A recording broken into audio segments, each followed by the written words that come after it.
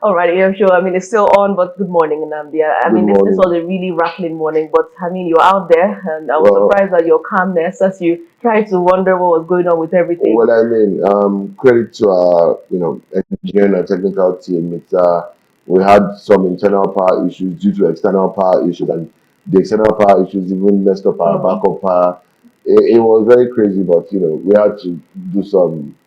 So who expelled who? Since we had internal, external, but were there any expulsions, counter expulsions? No, I mean, it was just damage from outside that damaged what was inside, and Mm.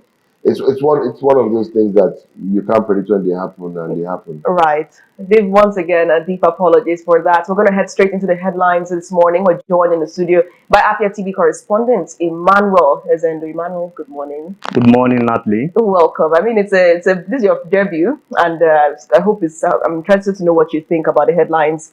Of course, he is going to be presenting Afia TV in Oka, Anambra State, in just a few weeks. So, well, this is your first live appearance, I believe. Yes. Yes, and I hope that you give us some strong opinions this morning. Also joining us from River State is Dr. Fyneface Dumnamene, who is Executive Director of course, Youth and Environmental Advocacy Center, YEAC-Nigeria. Dr. Fyneface, you're truly amazing for staying with us as we mangled ourselves in the wires before we came on air. Dr. Fyneface, good morning. The program this morning. I think Sandy, good morning. Good morning. Good morning, Dr. Fyneface. Really, you did not understand the angle that Natalie was coming from. I understood it, but I refuse to invoke the spirit of PDP crisis in Afia. I deliberately refuse to invoke that spirit. Okay. Where people tear gas each other and have two conventions in one day. Well, but God is great. Go ahead, Dr. Fyneface. The fact that the people that are outside try to challenge the people that are inside and try to expel the people that are inside. I think that's the angle I would We're a lovely country.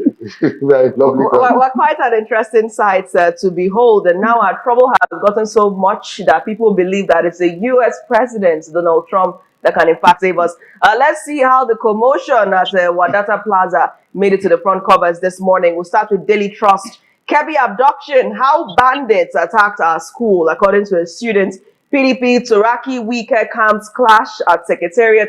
Health workers strike paralyzes hospitals. 44 lawmakers write Tinubu seek Mazi Nnamdi Kano's release. Straight to the punch. Kebbi school kidnap. Survivors relive night of horror. Hostel staff slain VP's family. Others share chilling accounts. Parents weep. Senate probes 145 billion naira safe schools fund.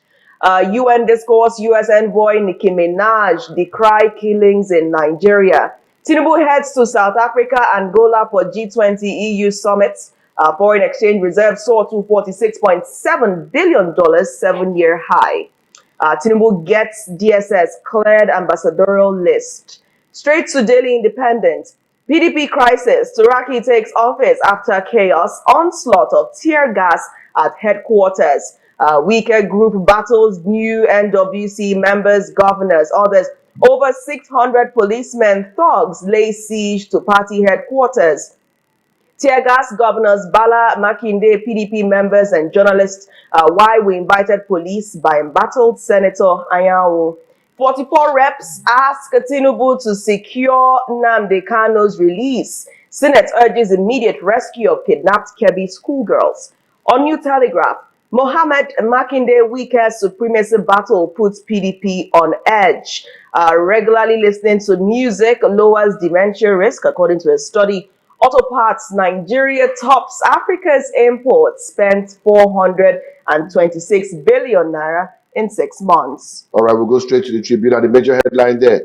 PDP's day of tear gas and chaos. Makinde, Bola, Mohammed, Wike, Anyanwu, others clash over Wadata Plaza. He is about to break for a new PDP and our democracy. Mohammed, Makinde, Body Judge, others dissolved Olo Ekiti, Bauchi, Lagos Expos. Kebbi school abduction, how my husband was killed, wife of slain VP. Again, ASU accuses FG of non-readiness to meet its demands, threatens fresh strike. Moving straight to the Nation and the major headline there. Factions in fierce battle to control PDP headquarters. Police fire tear gas. Wike at hand to back Anyanwu group. Makinde Bala on ground for Turaki camp. Anyanwu camp suspends 3 governors. Others. Abducted pupils, President sends Shetima to Kebbi. It's assault on education, says First Lady. Chief of Army Staff to troops. Step up rescue efforts. Cannes Christians targeted killings claim faulty. Sans XVC, others disagree.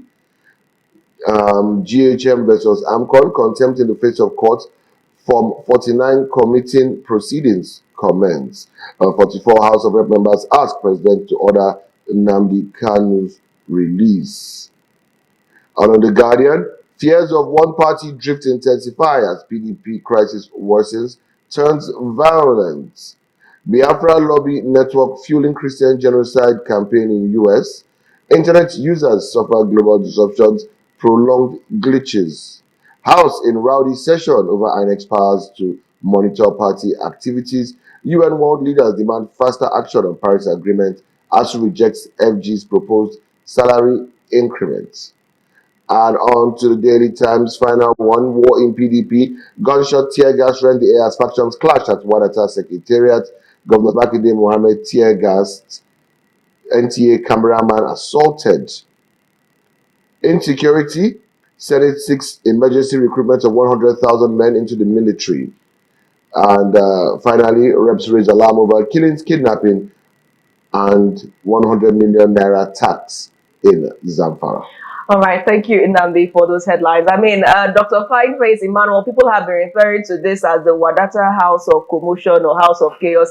This one is the Wadata family of commotion and unadulterated commotion and chaos and so much going on. I think the best way to begin this morning is to just take a quick snippet of that chaos that ensued at the PDP headquarters in Abuja, where we saw two governors, Seyi Makinde and, of course, Bala Mohammed of Bauchi, trying to make their way into the venue, and then they were stopped by security operatives. Of course, we saw that Samuel Anyanwu had arrived first, and of course, barricaded it with security operatives, saying that that was to basically protect the premises. So let's take a moment at the chaos that ensued just briefly, and then we'll come back and get your reactions. Do take a look.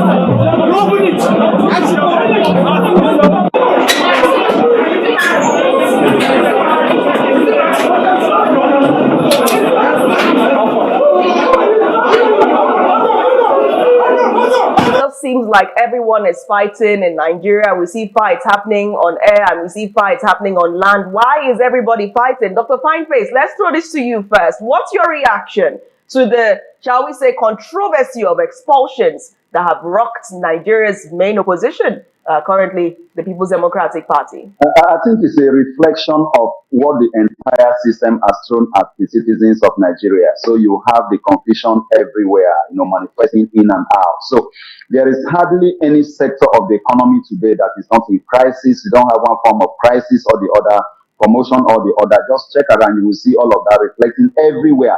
That is to say, the system is skewed and is affecting people differently, and people are reacting differently because when the people are pushed to the wall, they bounce back with more power and strength. So that is what you have here.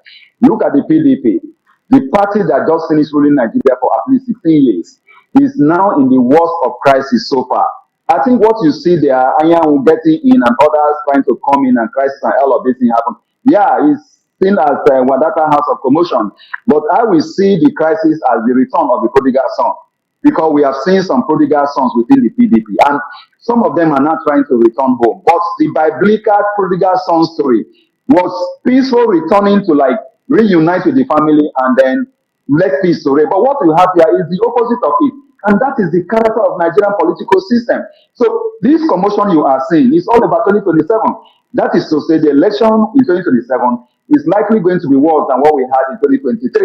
And what you are seeing now is the manifestation of anger that has accumulated in the various political parties and systems from what happened in 2023. So I don't know where we are going to as a country. Now you also have all of these crises and party people calling the president of another country to come and assist them in their internal party affairs, which the Supreme Court of Nigeria has given a judgment saying that the internal affairs of a party remains with that party to take decision on it and move forward. But you see a lot of things happening, and you see a lot of disgraceful acts. And it is the characters of the politicians of our country that is making other countries of the world to refer to us as shithole, disgraceful country, and country of particular concern, and all other words that they are telling us. These are the manifestation of corruption, I must say. And that is why Cameroon also, the former, British Prime Minister, referred to Nigeria as a country that is fantastically corrupt. What you are seeing here is a form of manifestation of corruption in the internal party management of the PDP. And I think it's very unfortunate. Now, what's so surprising is that just before the last election, Governor Sheyi Makinde, Governor Wike, along with Governor Ogwani, Autumn, they had this, Anikwas who had the G5 governors, and they were working together. And all of a sudden, the G5 seems to have split up. And the two, will I say, key arrowheads of the G5, who are Makinde and Wike, seem to be at the forefront of this PDP crisis. I'm guessing Ugwai, Autumn, Ikpazu, I'm guessing that they've all found their way elsewhere. Of the whole G5, the only person who really seems to still be genuinely a PDP member in terms of actions and not party membership is Governor Sheyi Makinde of Oyo. So now, what is happening now? We saw Governor Ogwani at Governor Mba's defection to the APC. So we are assuming. But the other governors, where is Autumn? Where is Ikpazu? Why is nobody from the G5 stepping in to mediate into this? And, we almost seem to have this cut along, well, it's not along ethnic or religious lines, but it seems to be friend or foes of Wike. Wike seems to be the center of this. Yeah, yes, Wike is the center of all of what is happening right now, and we cannot say that we are not aware of that. And that is because he laid the foundation for what he is currently doing by ensuring that he funded the party from the local government to the state level in Rivers State, to regional level, and to national level over time when the PDP was in crisis. And there was a time in this country that even the spokesman of the PDP was like in comatose as a result of the EFCC crisis that was after him. And it was only Wike that was pushing, trying to sound like the voice of the PDP, funding all the structures of the PDP from all the states of the federation to the national level. So today, he feels that the structure of PDP belongs to him. Like he challenged them over time to say that anybody that has power should suspend him and they will see. And he also said that they were taking some actions that they were not involving him as a party member, despite the fact that he's serving in the government of President Bola Ahmed Tinubu. All of that put together now said that if they try to undermine his membership of the party, that he was going to show them pepper, and that will be the end of PDP. So that is what is happening today. He has designed the red line. If you see Makinde and Wike, they were very close. Most of the actions were happening in December or yesterday that the convention held, and they are saying it's illegal and all of that. So Wike had wanted that G5 to support him to be president in 2023. When that to fly the party's ticket and not necessarily to be president with a view of becoming president. But that didn't happen because members of the G5 didn't support him. They betrayed him and supported Atiku. When that happened, Wike is not happy with them. And Wike is doing everything humanly possible to ensure that he punishes them for that action. If you look at the action at the Wadata House yesterday, you will see that at some point, we saw Otom there. He was even being pushed out of the Wadata House, a venue of the meeting. I don't know whether it was the faction of Wike that was pushing him, or it was the faction of, the new leader of the PDP, talking about the SA and, Turaki. But the point here remains that since it was the Wike team that took over first, as Otom came, the Wike team pushed him out. So that is to say, Wike is taking control of the entire structure through Ayan. And all of these crises, I think it is avoidable. And I'm surprised that it is going this direction. And I've also heard people say that Wike is trying to frustrate them to the extent that they won't be able to file a candidate to challenge President Bola Ahmed Tinubu in 2027. But these are all allegations. It's quite sad that this is happening. I mean, we're just trying to find a way through to cut through the chaos that's ensuing in PDP right now, Emmanuel. What's your appreciation of what's on ground? Well, you see, what is happening in PDP is a clear indication of clash of ideology. Now, the Wike blogs believe that they should gain more voice because of their influence and how they have helped support and fund the party in some ways. While on the other hand, the Makinde faction believe that they want to restructure the party for in preparation for what is coming. You see, now what's happening is very, very clear. It's all a matter of finding a way to be on a neutral ground between these two factions. You think that's going to, is it possible for them to find some kind of middle ground, that judging by the high profile individuals that are involved in this commotion? Yeah, you see, it's very, very possible. For me, I believe there is need to form a kind of a reconciliation committee that will be unbiased. I feel if something like this can be done, maybe there will be room for dialogue. You invite the Wike's faction, you invite the Makinde's faction, you find out what do we do. Because you see, one thing about this whole crisis is that moving forward, okay, let's look at Osun State, for instance. You know, next year, the gubernatorial election is coming in Osun State. And you all know PDP is the leading party in that state currently. So there is need to resolve this issue, because if not, it's going to affect not just the state level, but also 2027 in the federal level. It's unfortunate. I mean, we're seeing allegations that probably all this happening by moves by the FCT minister maybe to frustrate the party and ensure there's no viable opposition against the presidency. So let's come to you now, Dr. Fyneface. I mean, we're seeing Emmanuel towing the path of peace, that they should come together and have a committee that would help reconcile the two factions, especially because at the end of the day, you need a legitimate NWC to actually go ahead and push forth a candidate that would challenge the incumbent president come 2027. Do you think that the path of peace is indeed possible at this crucial time?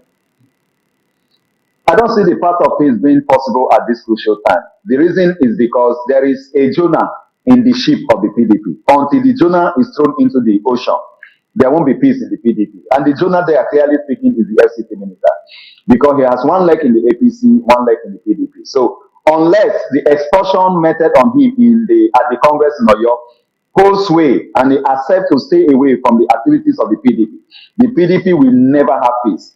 What he wanted to achieve is what he's achieving now, to destabilize the PDP, because they failed to give him ticket in 2023. And he wanted to let them understand that he's the pillar of the PDP. And he knows what it takes to play the politics to either make the party to be together or to destabilize the party. He has an alternative platform to go to. He is not only serving with the president of Nigeria, but he's claiming that he's not part of the APC. And we all know that he has not defected. But the point here remains that it is the place you feed from that you call the other house, the other compound. So he's currently there, and he's helping in a way, allegedly, to destabilize the PDP for the APC. So I don't see any peace coming as far as and as long as there is still one leg of the FCT minister in the PDP. This crisis will continue deepening, and the APC and the PDP will be buried. Dr. Completely Wike, buried. there was a moment that the FCT minister arrived at Wadata Plaza. I mean, he drove in and it was almost like what some would describe as an action film, because we saw tear gas in the air, just a little smoke, as they would say. And his Jeep drove in and he just parked there. What do you think the FCT minister came to do at Wadata Plaza, since he never alighted his vehicle? Yeah, he could not have alighted his vehicle because tear gas was being thrown at the vehicle and everywhere as he was coming in. Remember, the people that were fighting this are people from the other faction led by the SAN, Turaki. They are those who were, pushing more, having their security team push more to ensure that if they are not allowed in, others won't come in. So the FCT minister could not have come out of his vehicle because tear gas was everywhere. He's an elderly man in a way, we must say that. And coming out to inhale the tear gas that other elderly people were inhaling there, we put him in a state that may lead to him being flown out of the country again for treatment. So he refused to come out of the vehicle because the area was not conducive for him. That is to say, it wasn't also conducive for other Nigerians, but they have to bear it in the name of trying to bring peace to the party, or possess their possession. So I think he was there to support the Anyanwu's faction of the PDP by making sure that he's there. Right. Because I believe in a way he must have been invited and he wanted to show face there to give them support and the boldness to possess their possession, so to speak. So the secretary of a party's job, we know what a secretary's job is, authentication of documentation. The secretary does not give instructions. The secretary does not set agendas. Why is Anyanwu acting like, right now, it seems as if he's he's Wike's chairman, he's Wike's BOT chairman, he's Wike's party chairman and secretary. We're having an Ironwood-led faction. Does that not already violate the party, any party constitution? There's no party constitution in Nigeria where the secretary is the all in all.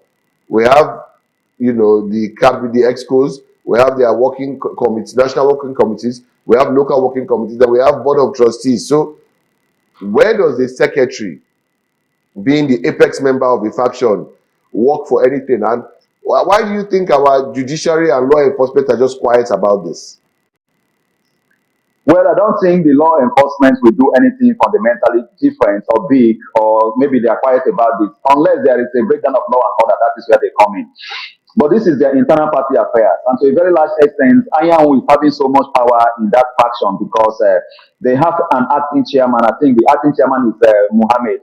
Now, Mohammed being the acting chairman is not as strong and as powerful as we have Ironwood to be. So in a way, there may have been delegation of power to Ironwood to take the decision he took, and even read the list of suspending and expelling about 17 key members of the party, especially those who are vocal and strong on the other part, that they were all at Oyo carrying out the convention that a lot of court orders were said they shouldn't hold. So you have this happening. So there may be delegation of authority from the acting national chairman of the party on the side of Ironwood to take the decision that he has taken. We're still going to circle back to this. I mean, the other major headlines seen on Daily Independent, 44 reps ask Tinubu to secure Nnamdi Kanu's release. I'd like to come back to you, Emmanuel. Yeah. You know, the detained IPOB leader has been undergoing trial right now at the Federal High Court in Abuja. Yeah. And right now we are aware that come tomorrow, being November 20, Justice James Omotosho is supposed to deliver judgment on the terrorism allegations leveled against Nnamdi Kanu. Do you see the appeal by the 44 reps to the president yielding results at yet again another crucial time in Nigeria? Well, I, to an extent, see that appeal yielding results because whether we like it or not, the reps, I would say to an extent, are part of the decision making in Nigeria. So I feel like there is need for the president to put into considerations their play, because looking at the implications of the detention of Mazi Nnamdi Kanu, especially in the southeast region for the past 4 to 5 years now, you can tell that it's really doing great. You can tell that it's really affecting the not just the economy of southeast. You talk of the Monday sit at home, the shutdown where businesses close, millions of naira are lost and all that. So not just coming from the angle of the southeast alone, also in the angle of Nigeria, you can see the trial of Nnamdi Kanu for the past 4 years has also portrayed the Nigerian judicial system in a light that they are a kind of partial, because you see most times you see analysis, you see videos where people say that bandits are giving fair hearing, but nobody wants to give the IPOB leader fair hearing, maybe because of culture or historic origin or where he's from. So I feel like to an extent there is need for the president to look at the appeal of the House of Reps. So, Dr. Fyneface, 44 reps all appealing for one thing, the unconditional release of Mazi Nnamdi Kanu. Will this, in your view, yield results? I don't think it's going to yield any result, because 44 over 360 is too meager and too small for it to compel Mr. President to take decision to free Nnamdi Kanu. And I keep saying that Mr. President cannot do anything at this stage to free Mazi Nnamdi Kanu. We can't do anything at this stage. Now we have less than 48 hours to the judgment. Tomorrow is the judgment. And I can predict that Mazi Nnamdi Kanu will be sentenced tomorrow by the courts. He will be sentenced tomorrow. And when the sentencing happens and he has been sent to prison officially, that is when letters of this nature, signatures of this nature, calling on Mr. President to free him can take effect. Because it is at that point that he has been imprisoned and convicted that Mr. President can invoke the constitutional powers of prerogative of mercy to free him from prison, not when trial is going on. Mr. President cannot intervene at this point in time. So all of that has gone into the record to say that 44 people added their voices to the call for Nnamdi Kanu to be free. But Mr. President can only look at that document as part of measures to pronounce the prerogative of mercy after some months or after some years of Mazi Nnamdi Kanu's imprisonment. So tomorrow from the court, when the pronouncement is made, which I know they are going to sentence him. He will now be taken from DSS custody to prison, maximum security prison. He will be taken there. And from there, Mr. President can visit the constitutional powers to pronounce the prerogative of mercy to free him. Thank you so much, Dr. Fyneface, for joining the review this morning. Thank you, Emmanuel, as well. I mean, the review has come to an end, but the conversation will continue. We're going to a quick news break. Thank you once again. We're going to a quick news break, and when we come back, we'll take a regional story and, of course, segue into conversations this morning. Please stay tuned.